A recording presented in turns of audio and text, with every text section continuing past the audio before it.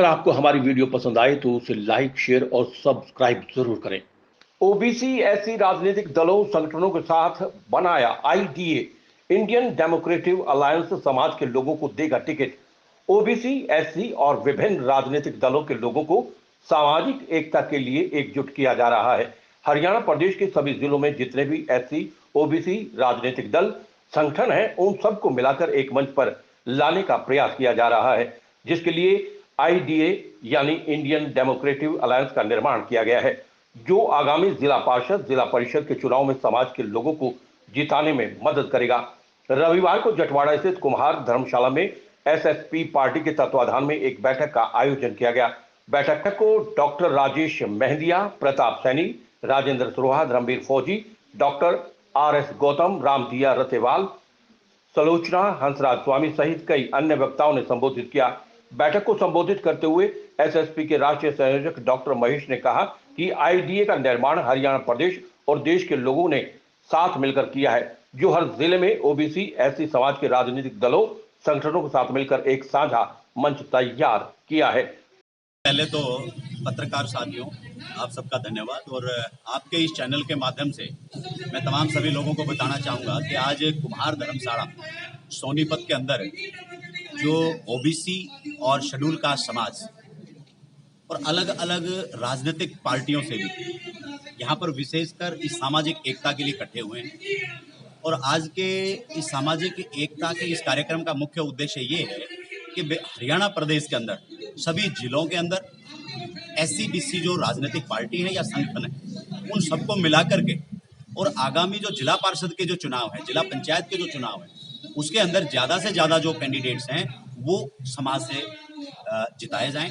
और उसके बाद में जो आईडीए का जो निर्माण इस हरियाणा प्रदेश के अंदर और उसके साथ साथ पूरे देश के अंदर हम सब लोगों ने मिल करके किया है। मैं आप लोगों को आइडिया से अवगत कराऊं कि इंडियन डेमोक्रेटिक अलायंस, जैसे एनडीए और यूपीए, आप लोग जानते हैं कि जो कांग्रेस है वो नेतृत्व यूपीए का कर रही है, एनडीए है उसका बीजेपी कर रही है। तो जितनी भी हमारी बैकवर्ड और शेड्यूल कास्ट की अन्य पार्टियां हैं वो सब मिल करके और इस एनडीए और यूपी को हराने के लिए आईडीए का जो निर्माण किया है, उस आईडीए के एक मंच पर आने के लिए ये तमाम कार्रवाई चल रही है, जिसके अंदर आज हम यहाँ कुमार धर्मशाला में पहुंचे। और ये जिला स्तर पर ये कार्यक्रम चलेंगे। हर जिला स्तर पे जितने भी सामाजिक संगठन है, अभी 4 पार्टियां और 15 जो सामाजिक संगठन से उनसे बात हुई है इस आइडिया के लिए।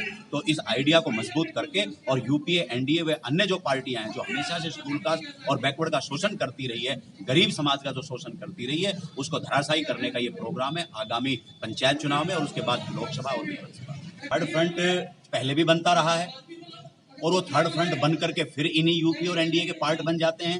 तो अभी तो हमारा ये प्लान है कि जो एनडीए बनेगा वो अपने दम पर आगामी सारे, चाहे पंचायत के चुनाव हो, चाहे लोकसभा हो, चाहे विधानसभा हो, वो अपने दम पे लड़ेगा। अगर एनडीए जो थर्ड फ्रंट है, जो थर्ड फ्रंट जो बना करके फिर एनडीए यूपीए के जो हिस्सा बनते रहते हैं, उन पार्टियों से हमारा ये कहना है कि वो थर्ड फ्रंट उनका कामयाब नहीं हो रहा है। वो बार बार थर्ड फ्रंट बनाते हैं, फिर यूपी एनडीए में जाते हैं। तो वहां ना जा करके अब की बार आप आईडीए के अंदर आए, चाहे उसमें चौटाला साहब हो या कोई और बहुजन या जो पार्टियां जो यूपी और एनडीए से दुखी हैं, तो उनको भी हम यहाँ पर जगह देंगे और इस देश के अंदर गरीबों की सरकार बनाएंगे। जो थर्ड फ्रंट की जो बात होती है, ये उनका आपसी कलेश होता है।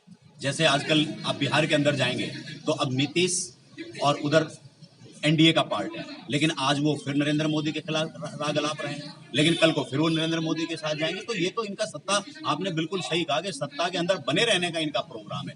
लेकिन जो आईडीए बना है वो सत्ता तो प्राप्त करेगा ही करेगा, अपने गरीब समाज, शेड्यूल कास्ट, बैकवर्ड के मुद्दों के ऊपर सत्ता तो प्राप्त करेगा। लेकिन जो शेड्यूल कास्ट और बैकवर्ड जो इतने दिनों से उनके जो हक और अधिकार हैं, जो उनके हुकूक हैं, उनकी जो प्राप्ति नहीं हुई है, उनको हक देने का काम करेगा।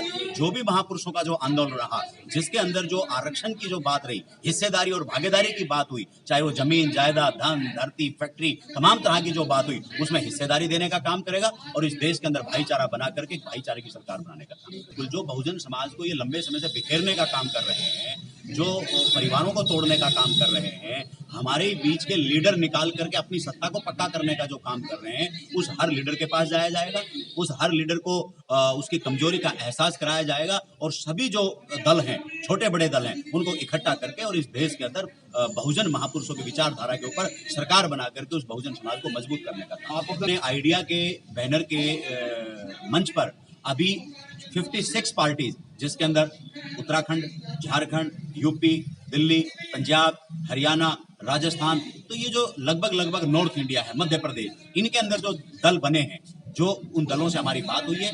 अभी 6 तारीख को मीटिंग दिल्ली में होनी थी, वो मीटिंग किन्हीं कारणों से नहीं हो पाई है। आगामी फिर उस मीटिंग को कॉल किया जाएगा, तो उसके अंदर ये पार्टियां इकट्ठी होंगी और आईडीए का भी संगठन बनेगा बाकायदा जैसे, और उस संगठन बना करके सभी साथियों को वहां मान सम्मान दे करके और इस आइडिया को आगे बढ़ाने का काम होगा। और हरियाणा की मैं बात करूं तो हरियाणा के अंदर 4 राजनीतिक पार्टी और 15 सामाजिक संगठनों से बात हो चुकी है और इसके अंदर हम आगे भी अपने आप को मजबूत करने में, इन सभी पार्टियों को मजबूत करने में, आइडिया को मजबूत करने में लगे। आइडिया निश्चित सीटों पर टिकट देने की बात नहीं है, जिसकी जितनी तैयारी होगी उसको वहां पर टिकट दी जाएगी, लेकिन जो लोग लंबे समय से सत्ता में रहे हैं उन लोगों से परहेज किया जाएगा, क्योंकि वो तो ऑलरेडी सत्ता में है, तो फिर इसका बनाने का उद्देश्य क्या रहा। तो जिन लोगों को सिर्फ उनके समाज का दलाल बना करके, उनके समाज का ठेकेदार बना करके जो टिकट देने की प्रथा है वो यहाँ नहीं होगी, उनको सही प्रतिनिधित्व दिया जाएगा। जो लोग वंचित हैं, जो लोग सत्ता में जाने के लिए उनके हक और अधिकार नहीं मिले हैं, उनको यहाँ पर टिकट दे करके, उनको एमपी एमएलए बना करके और एक बहुजन ताकत के रूप के अंदर